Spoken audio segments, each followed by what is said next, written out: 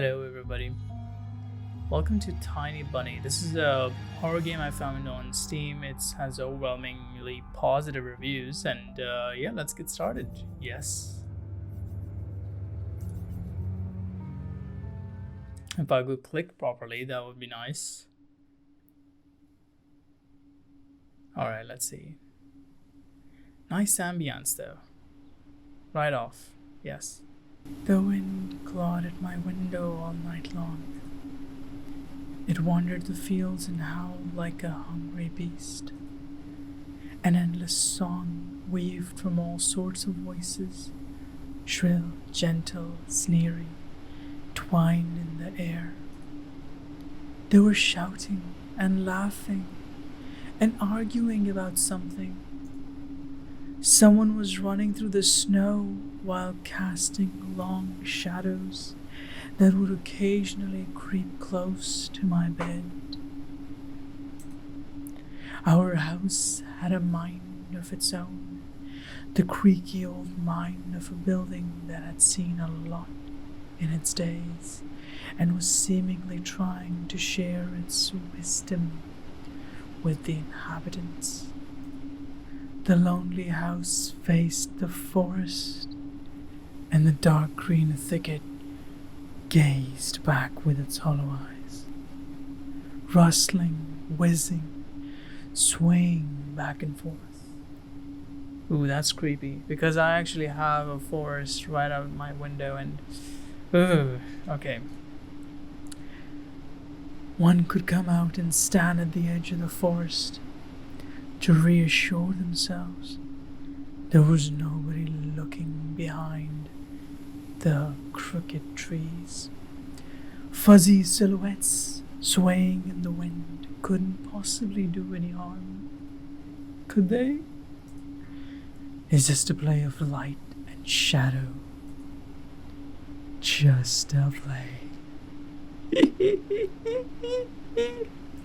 I'm giving that voices because I think that it's a little creepy.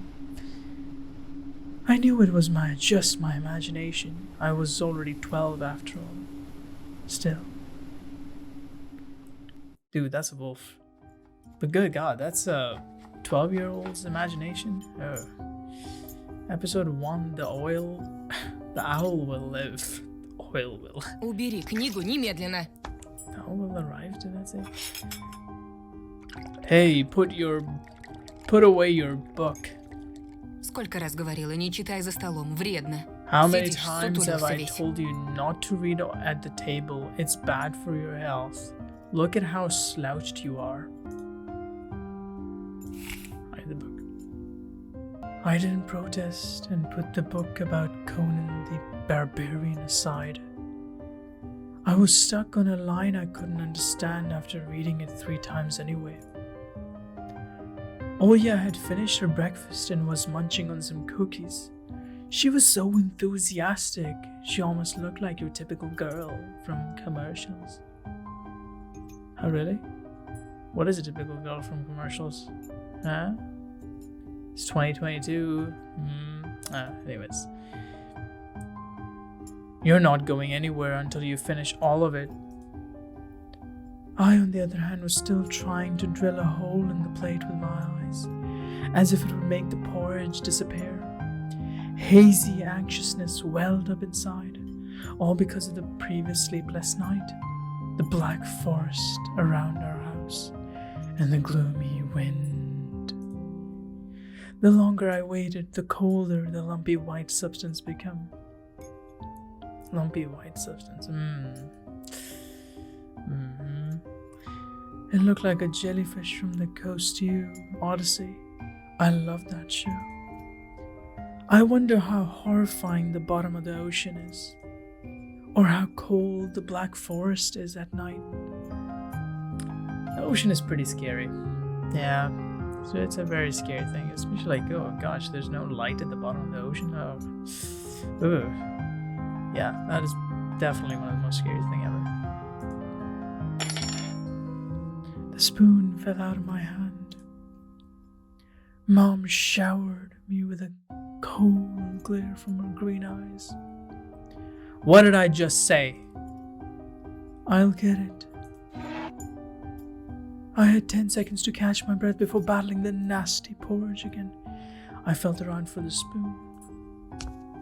What is this carved on the other side of the table?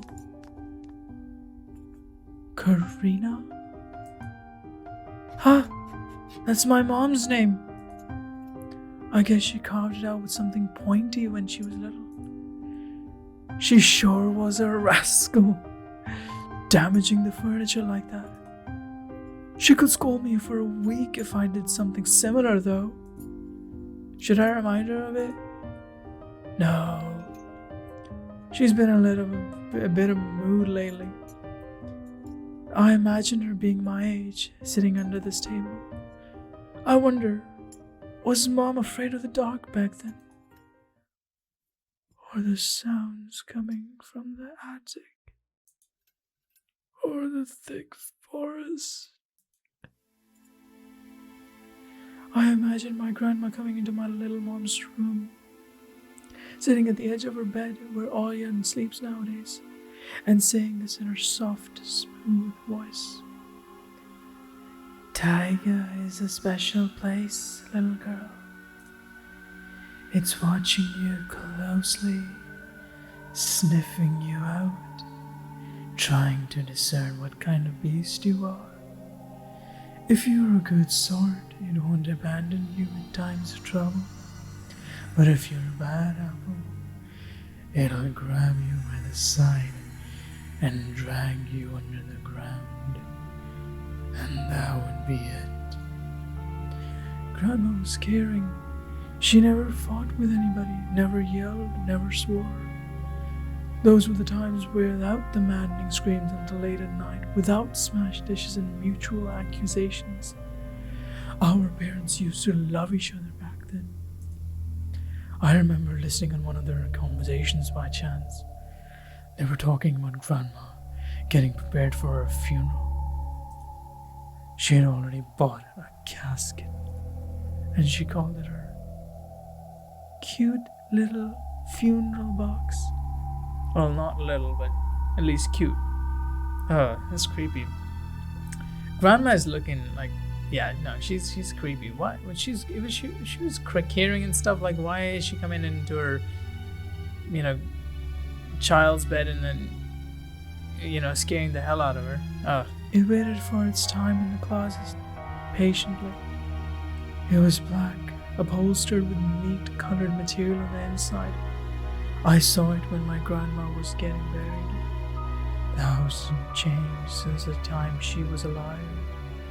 Only all of the photos were gone. Glass-covered pictures with grey faces of my ancestors. They all had a dead but watchful look in their eyes. I crawled out from under the table. Oya was with her cookies, and she was looking at my share like a sly woodland critter. I turned my gaze toward the frosted window. There were a lot of dark pines outside, but they didn't grab my attention. The pattern of frost formed a picture on the glass. Oya, look, it's a fox! Where? It looked almost like those optical illusion thingies they put on the back of student notebooks.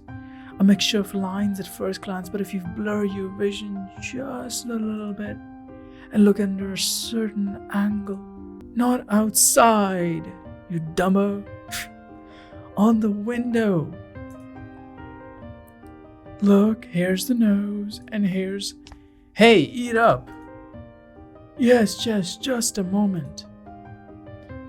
I don't see anything. Hurry up, there's not much left. Ah! There it is! But it still doesn't look like one. I'm telling you, it does. Nuh-uh. It does. Stop it. These kids, I swear. Now I couldn't see the fox either. It disappeared. Went away. Only the frosty patterns, similar to stretched out nettle leaves, crept creeping up on the glass. My dad entered the kitchen with long, measured steps. I want to have a beard like his when I grow up.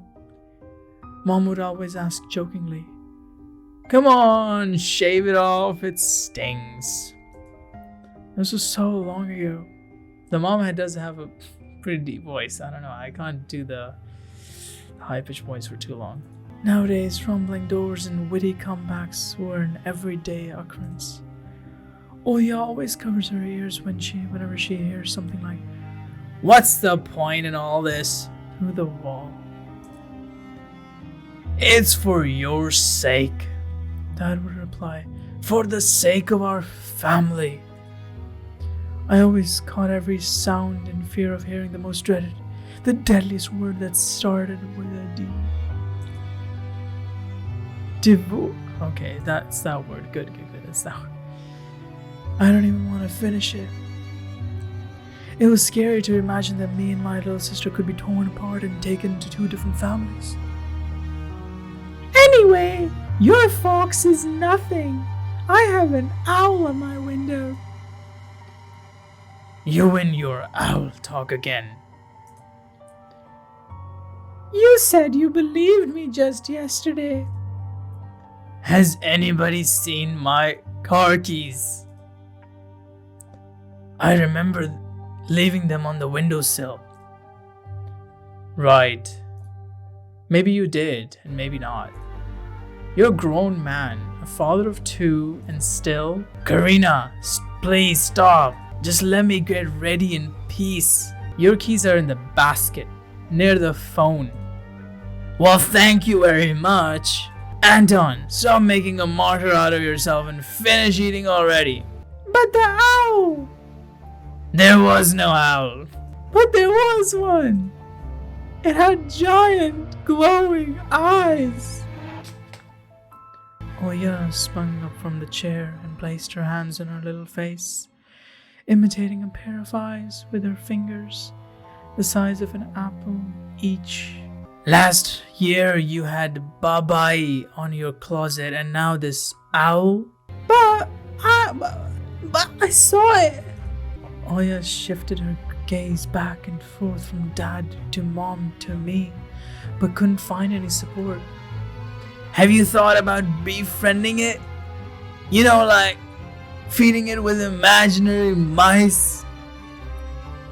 "Don't bully our girl. She's just afraid to sleep alone because she's still little." Oya pouted her lips in rebellion and rushed into the hallway. The staircase that led to the 2nd floor creaked. Mom gave Dad a strict look.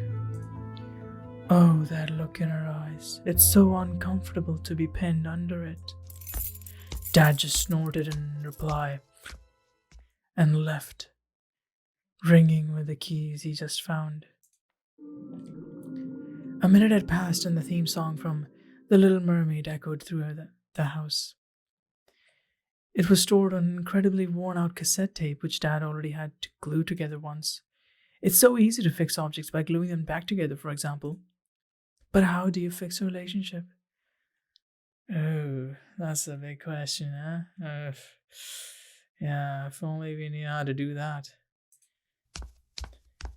Mom moved to the living room and I was left alone, anxiously stealing glances in the window. Oya had trouble sleeping ever since we moved to the house. She would toss and turn or curl up into a ball under her blanket. Sometimes she would jump up in the middle of the night and turn on the VCR. Cartoons helped to take her mind off all the troubles we had with the move and our parents. Well, I remember doing that. I still kind of sometimes do that if I'm pretty scared. I kind of turn some, white noise in the background or something and try to fall asleep or, yeah, kind of helps me. Oh God, what the... And then Olia said she saw that giant flying monster outside her window. It does look like an owl, doesn't it? She became obsessed with it. Our parents did everything in their power. They tried every little trick to get rid of those ridiculous fears. Oya refused to sleep alone and didn't believe that hour was just one of her nightmares. After last night, I was unsure what to make of my sister's words, or to think of it myself. Can nightmares be infectious? That night I couldn't get a wink of sleep and ended up thinking what to expect from my new school. There were a couple of days left before the beginning of a new term. My imagination drew long, twisting hallways that led to a classroom full of kids.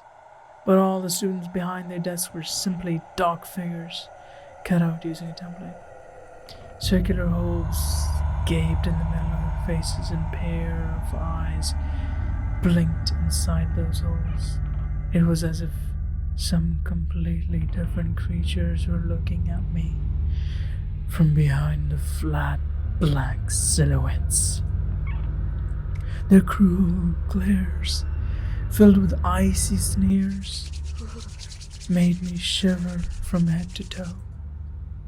Will I survive here? Won't they gang up on me and beat me down, stomp on me with their bloodied shoes? The damn school can burn for all I care. I just wished for anything to happen to it. Doesn't really matter what. I don't want to go there badly.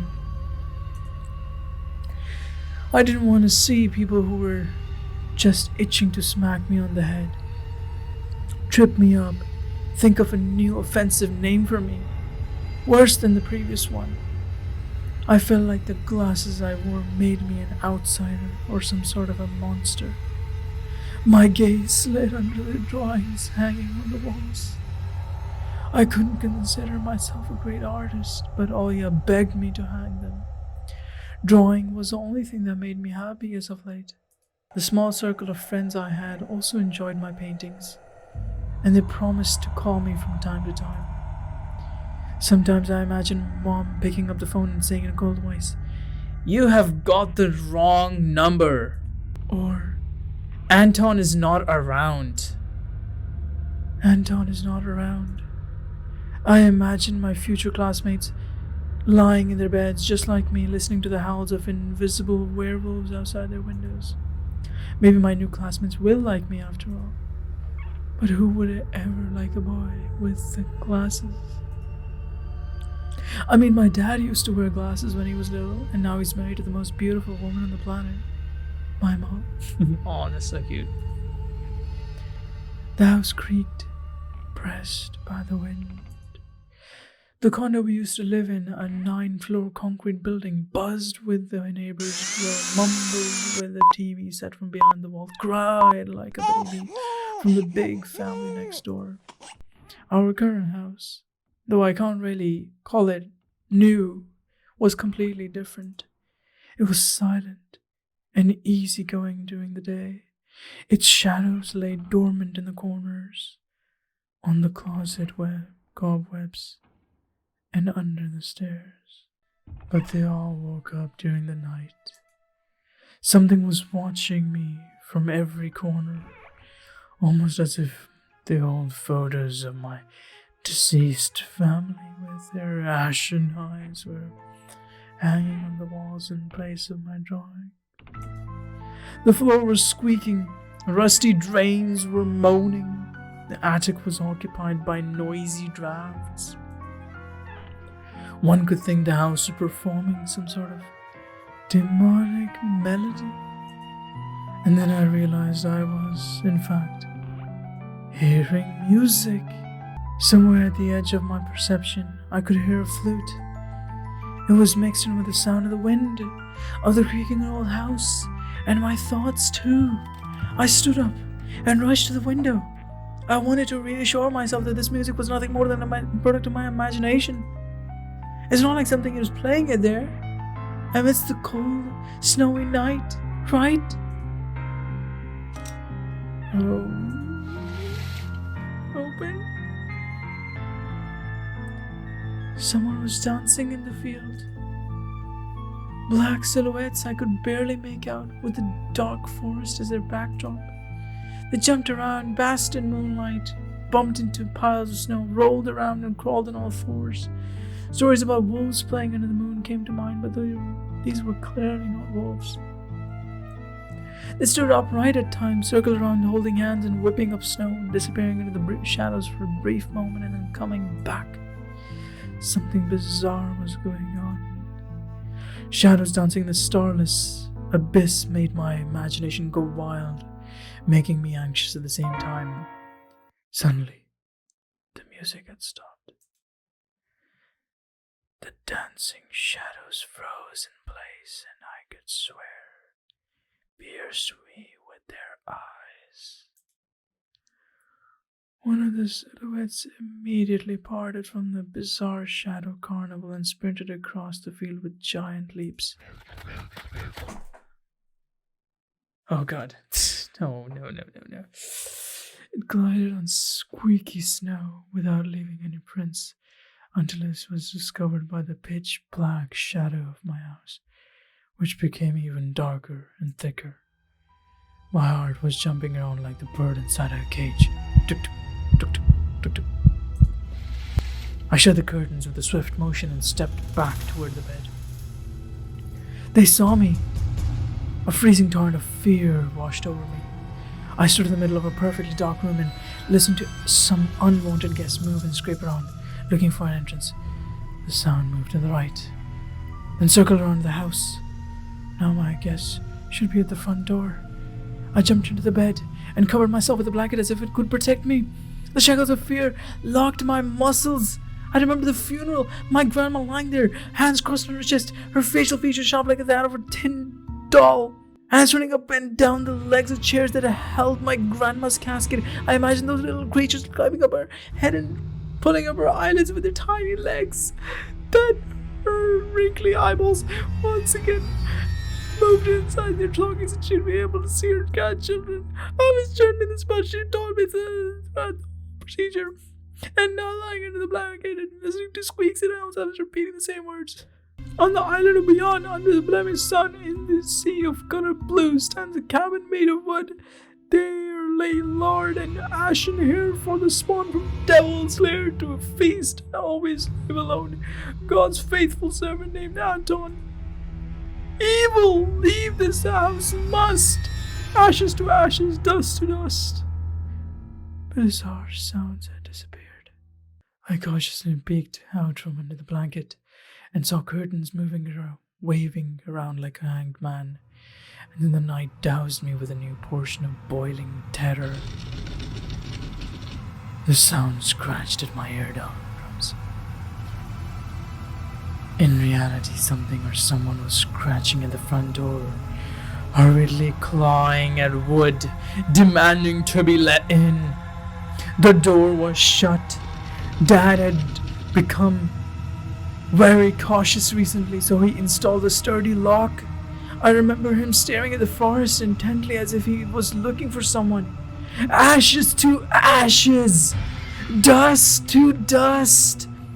I hugged my knees, placing my chin between them, and drilled the door with my eyes. It was so flimsy and weak before the might of darkness. And then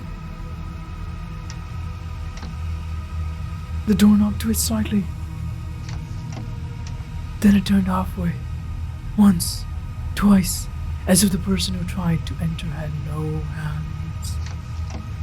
The doorknob tilted once more, and then started clicking violently. Ah! My jaw cramped from fear. My wet fingers clutched the blanket.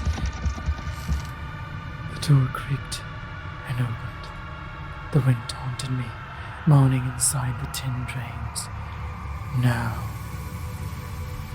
you'll see. The door was wide open. The darkness writhed inside the carnivorous mouth of a doorway.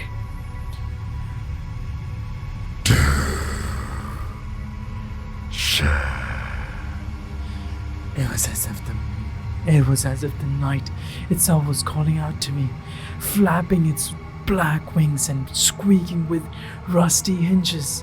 It was trembling, ensnared by the web of darkness that hung in the corners of my room, waiting for the one who weaved it to come out of the gaping black hole.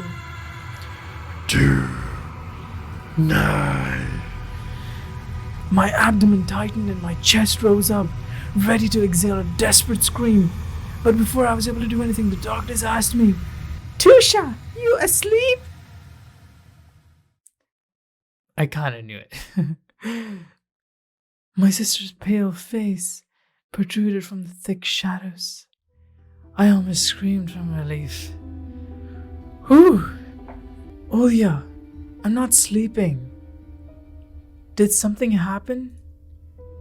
Olya frowned and struck her outer lower lip, a clear sign that she was about to cry. It's there again, staring at me. Shoo her away, Tosha, please. I'm so scared. The fear that was tormenting me just a minute ago crawled away and hid somewhere in my stomach. I needed to calm Olya down. It was just a dream, silly. Don't be scared. Dreams don't bite. No one's going to harm you. Olya sobbed. She was trying her best to believe me. But was I sure myself? I have an idea. Let's go to your room and watch the video. Sleeping Beauty, for example. You like that cartoon, don't you? Why does the Sleeping Beauty have a prince and I have this scary bird? Well, that question took me by surprise. Yeah, it is a weird question. Alright, let's watch Cinderella. My thoughts became tangled, fuzzy. What was that? What studied me with its eyes while dancing feverishly under the moon? The darkness was clinging to the window and it couldn't be fooled by Grandma's old chants. It couldn't be satisfied with a feast of lard and long ashen hair. Tosha, you coming? Yes, just a moment. Oh!